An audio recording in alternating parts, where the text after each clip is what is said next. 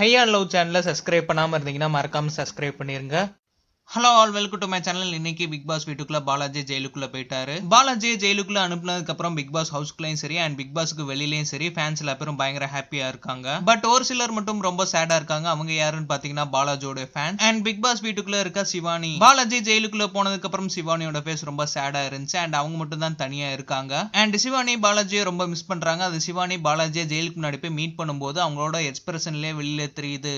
நேத்து ஃபேன்ஸ் நிறைய பேர் சொல்லியிருந்தாங்க ரம்யாவா தைரியம் இருந்தா சிவானி பாலாஜி ஃபேஸ் முன்னாடி சொல்ல வேண்டியதானு. இப்ப சம்யுக்தா சிவானியோட ஃபேஸ் முன்னாடியே சொல்லிட்டாங்க, ஒரு நாள் பாலாஜி விட்டு நீ மட்டும் எப்படி தனியா இருக்க போறேன்ட்டு. அண்ட் ரம்யாவும் பாலாஜி ஜெயிலுக்குள்ள போனனால கொஞ்ச நேரம் எங்க கூட டைம் ஸ்பெண்ட் பண்ணுவேன்னு சொல்லிட்டு சிவானியோட ஃபேஸ் முன்னாடியே சொல்லிட்டாங்க.